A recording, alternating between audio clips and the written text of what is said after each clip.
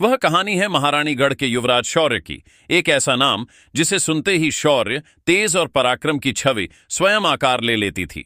बचपन से ही उन्हें युद्ध कला, राजनीति और धर्म का प्रशिक्षण मिला था।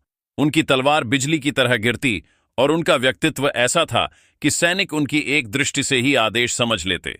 लेकिन शक्ति के साथ एक अदृश्य छाया भी चलती थी, अहंकार की। उन्हें विश्वास था कि संसार उनकी इच्छा से चलता है, परंतु नियति को मनुष्य का अभिमान स्वीकार नहीं।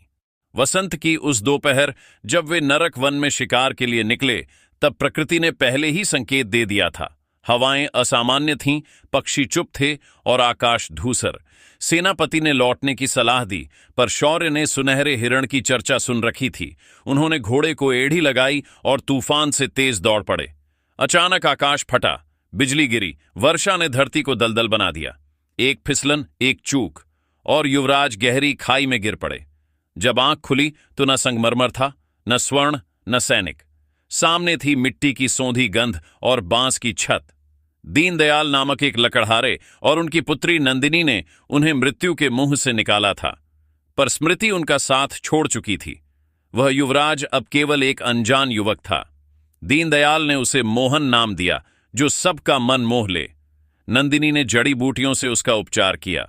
धीरे धीरे घाव भरे, पर पहचान खो गई। तलवार उठाने वाले हाथ अब कुल्हाड़ी चलाने लगे। छाले पड़े, खून बहा, पर आत्मा को पहली बार श्रम का सुख मिला। नंदिनी केवल सुंदर नहीं थी, वह बुद्धिमान, धैर्यवान और स्वाभिमानी थी। उसने मोहन को सिखाया कि ताकत से अधिक जरूरी है संतुलन। मोहन को उस सादगी में शांति मिली जो महलों में कभी नहीं मिली थी। प्रेम चुपचाप पनपा, बिना शोर, बिना दिखावे। दीनदयाल ने दोनों का विवाह करा दिया। अग्नि के समक्ष लिए गए फेरे किसी भी राजसी विवाह से अधिक पवित्र थे, पर नियति अभी शांत कहाँ थी। एक दिन महारानीगढ़ का ध्वज, सुनहरे शेर वाला, सैनिकों के साथ जंगल से गुजरा। उस प्रतीक को देखते ही स्मृतियां बिजली की तरह लौट आईं। महल, सिंहासन, पिता, राजधर्म, सब एक साथ। मोहन फिर शौर्य बन गया। उसके सामने सबसे कठिन युद्ध था, राजधर्म बनाम प्रेम। उसने नंदिनी को सत्य बताया। आंसू, दूरी, मौन सब उपस्थित थे, पर प्रेम भय से बड़ा निकला। शौर्य को जाना पड़ा, राज्य अराजकता में था। उसने वचन दिया, वह लौटेगा। राजधानी में उसका प्रवेश तूफान जैसा था। षड्यंत्रकारी सेनापति परास्त हुआ। शौर्य ने राज्य संभाला, पर अब वह बदल चुका था। उसने गरीबी देखी थी, भूख महसूस की थी। उसके निर्णयों में अब करुणा थी। प्रजा ने पहली बार एक ऐसा राजा देखा जो सिंहासन से पहले मनुष्यता को रखता था, पर हर रात उसकी दृष्टि जंगल की ओर चली जाती। अंततः उसने अपनी माता से कहा, मेरी आत्मा अधूरी है। अनुमति मिली। इस बार वह शिकार को नहीं, अपनी रानी को लेने निकला। भव्य बारात जंगल पहुंची। शौर्य ने रथ से उतरकर नंगे पैर दीनदयाल के चरण छुए। एक राजा का झुकना इतिहास बन गया। उसने नंदिनी से पूछा, क्या तुम मेरे राज्य को पूर्ण करोगी? नंदिनी ने उत्तर दिया, मेरा सिंहासन आपके हृदय में है। जब वह महारानी बनकर महल में आई, तब राज्य ने सीखा कि कुलीनता रक्त से नहीं, संस्कार से आती है। शौर्य और नंदिनी का शासनकाल स्वर्णिम युग बना, जहां न्याय में कठोरता थी पर हृदय में करुणा। और इतिहास ने दर्ज किया, एक राजा जिसने सिंहासन जीता, पर पहले स्वयं को जीता। महारानी नंदिनी के राजमहल में प्रवेश के साथ ही महारानीगढ़ के इतिहास का एक नया अध्याय आरंभ हुआ। परंतु हर स्वर्णिम आरंभ अपने भीतर परीक्षा की अग्नि भी छिपाए रहता है।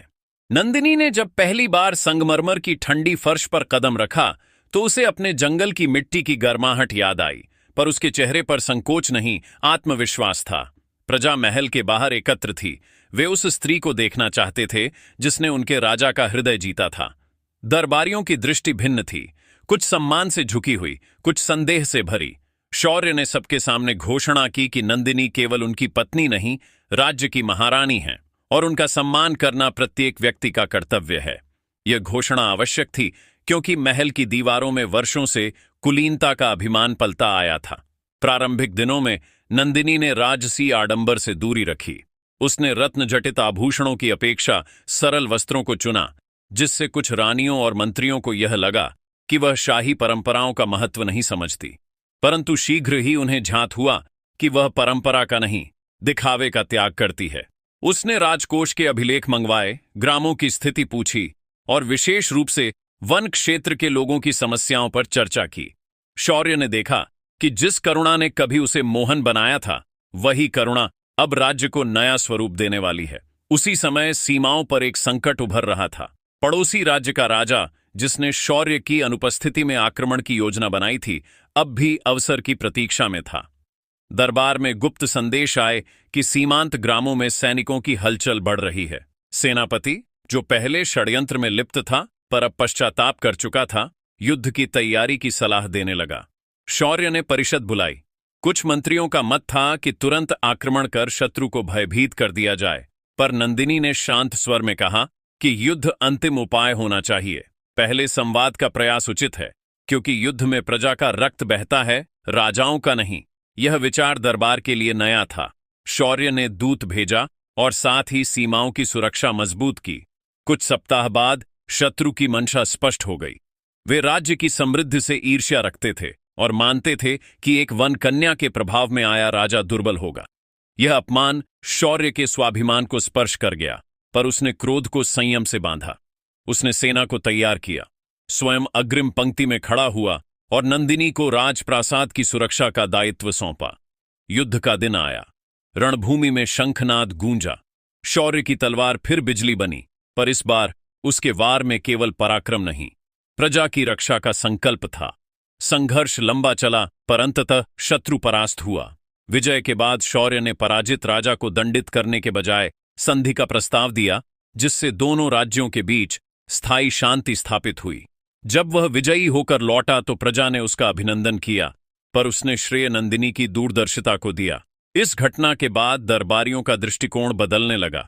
नंदिनी ने महल में एक अन्नकोष स्थापित कराया ताकि अकाल की स्थिति में किसी को भूखा न रहना पड़े।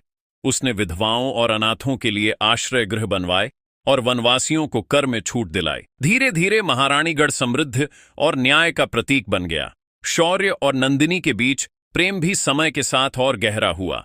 अब वह केवल व्यक्तिगत आकर्षण नहीं, साझा दायित्व का बंधन था। कभी कभी वे महल की छत पर खड़े होकर दूर क्षितिज की ओर देखते, जहां नरक वन की हरियाली झलकती थी। शौर्य कहता कि यदि वह गिरा न होता तो शायद सच्चा राजा बनना न सीख पाता, और नंदिनी मुस्कुराकर उत्तर देती कि कभी कभी ईश्वर मनुष्य को गिराकर ही उठना सिखाता है। वर्षों बीते और उनके शासन में शिक्षा, सिंचाई और न्याय व्यवस्था में सुधार हुए। प्रजा ने अनुभव किया कि उनका राजा केवल शस्त्र का धनी नहीं, शास्त्र और संवेदना का भी झांता है, और उनकी महारानी केवल सौंदर्य की मूर्ति नहीं, बुद्धि और धैर्य की आधारशिला है।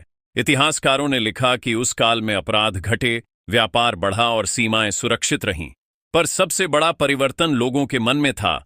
उन्हें लगा कि सिंहासन पर बैठा व्यक्ति भी उनके जैसा ही दुख सुख समझता है।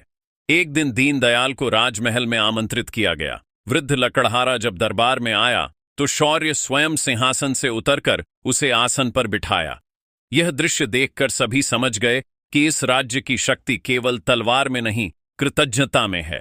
अंततः समय ने सिद्ध कर दिया कि प्रेम और कर्तव्य विरोधी नहीं, पूरक हैं। यदि हृदय सच्चा हो तो राजधर्म और व्यक्तिगत भावनाएं एक। समय की धारा शांत दिखाई दे तो समझ लेना चाहिए कि गहराई में कोई अदृश्य प्रवाह आकार ले रहा है।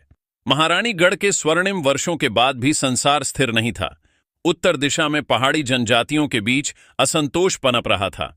उन्हें लगता था कि राजकीय विस्तार से उनकी परंपराएं क्षीण हो रही हैं। दक्षिण में व्यापारी संघ अधिक स्वतंत्रता की मांग कर रहे थे। शौर्य अब केवल रणभूमि का योद्धा नहीं, जटिल हितों का संतुलन साधने वाला शासक था। नंदिनी ने सुझाव दिया कि राजमहल की ऊंची दीवारों से शासन नहीं, संवाद से होता है। उन्होंने सीमांत क्षेत्रों की यात्रा का निश्चय किया, सिंहासन पर बैठकर नहीं, धरती पर चलकर शासन समझने के लिए। जब राज दंपति पहाड़ियों पर पहुंचे तो वहां के मुखियाओं ने शंका से उनका स्वागत किया। शौर्य ने शस्त्र साथ रखा, पर म्यान से बाहर नहीं निकाला। उसने स्वीकार किया कि राज्य का विस्तार यदि स्थानीय संस्कृति को चोट पहुंचाए तो वह विस्तार अधूरा है। नंदिनी ने महिलाओं से अलग बैठक की। उसने जल, शिक्षा और वनाधिकार पर चर्चा की। पहली बार जनजातियों को लगा कि कोई सुन भी रहा है। समझौते हुए, वन संसाधनों पर उनका अधिकार सुरक्षित रहा और बदले में वे राज्य की सुरक्षा में सहभागी बने। इस यात्रा ने शौर्य को फिर याद दिलाया कि सत्ता का अर्थ आदेश नहीं, उत्तरदायित्व है। राजधानी लौटते समय एक अप्रत्याशित घटना घटी। मार्ग में राज काफिले पर कुछ नकाबपोशों ने हमला किया। उद्देश्य स्पष्ट था, राज्य को अस्थिर करना। युद्ध क्षणिक था पर तीखा। शौर्य ने एक हमलावर को जीवित पकड़ लिया। पूछताछ में झांत हुआ कि यह षड्यंत्र बाहरी शत्रु का नहीं, भीतर के असंतुष्ट कुलीनों का था, जिन्हें महारानी के सुधारों से अपने विशेषाधिकार घटते दिखाई दे रहे थे। यह वह क्षण था जब शौर्य के सामने कठिन निर्णय था, कठोर दंड देकर भय स्थापित करे या न्याय देकर संतुलन। दरबार में बहस हुई। कुछ ने मृत्युदंड की मांग की। नंदिनी ने कहा कि भय से शांति टिकती नहीं, केवल दबती है। शौर्य ने मुख्य षड्यंत्रकारियों को सार्वजनिक रूप से दोषी ठहराया, उनके पद छीन लिए और राज्य सेवा के नए नियम लागू किए, जिनमें उत्तरदायित्व और पारदर्शिता अनिवार्य थी। यह कदम जोखिम भरा था, पर दीर्घकाल में प्रभावी सिद्ध हुआ। कुलीन वर्ग ने समझ लिया कि यह शासन व्यक्ति पूजा पर नहीं, व्यवस्था पर आधारित है। इसी काल में अकाल का संकट आया, वर्षा कम हुई, नदियां सिकुड़ गईं। अन्नकोश की स्थापना का नंदिनी का निर्णय अब वरदान सिद्ध हुआ। भंडार खुले, अनाज नियंत्रित मूल्य पर वितरित हुआ और किसी ग्राम को भूखा नहीं रहने दिया गया। शौर्य स्वयं वितरण केंद्रों पर गया। उसने बच्चों को भोजन करते देखा तो उसे नरक वन की वह झोपड़ी याद आई, जहां उसने पहली बार श्रम और भूख का अर्थ जाना था। वह अनुभव अब नीति बन चुका था। राज्य ने सिंचाई के नए साधन विकसित किए, तालाब खुदवाए और कृषकों को बीज उपलब्ध कराए। अकाल बीता तो प्रजा का विश्वास और गहरा हो चुका था। समय के साथ राज दंपति को एक पुत्री प्राप्त हुई। उसका नाम उन्होंने आशा रखा, क्योंकि वह उस विश्वास का प्रतीक थी जिसने राज्य को बदल दिया था। शौर्य ने निश्चय किया कि उसे केवल राजसी शिक्षा नहीं, जीवन की सादगी भी सिखाई जाएगी। वह कभी कभी उसे लेकर नरक वन जाता, जहां अब दीनदयाल के नाम पर एक आश्रम स्थापित था। वृद्ध दीनदयाल वहीं रहते और वनवासियों को काष्ठकला सिखाते। शौर्य जब भी उनके चरण स्पर्श करता, दरबारियों को यह स्मरण हो जाता कि इस साम्राज्य की जड़ें मिट्टी में हैं, संगमरमर में नहीं। वर्षों बाद जब शौर्य के केशों में सफेदी उतर आई, उसने परिषद में कहा कि शासन की निरंतरता व्यक्ति से बड़ी है। उसने उत्तराधिकार की व्यवस्था स्पष्ट की ताकि भविष्य में सत्ता संघर्ष न हो। नंदिनी ने शिक्षा और न्याय की संस्थाओं को इतना मजबूत कर दिया था कि वे किसी एक शासक पर निर्भर न रहें।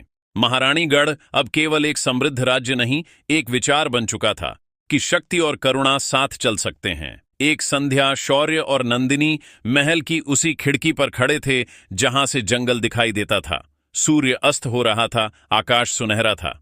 शौर्य ने कहा कि यदि वह कभी गिरा ना होता तो शायद इतना ऊंचा ना उठता। नंदिनी ने उत्तर दिया कि गिरना और उठना जीवन के दो पक्ष हैं, अंतर केवल इतना है कि कौन सीख लेता है। उनके शब्द इतिहास में अंकित नहीं हुए, पर उनके कर्म हुए। जब अंततः समय ने उन्हें विश्राम दिया, प्रजा ने शोक नहीं, कृतज्ञता के आंसू बहाए, क्योंकि उन्होंने देखा था कि एक युवराज जिसने कभी अहंकार में तूफान को चुनौती दी थी, वही राजा अंत में विनम्रता से जीवन को प्रणाम कर गया।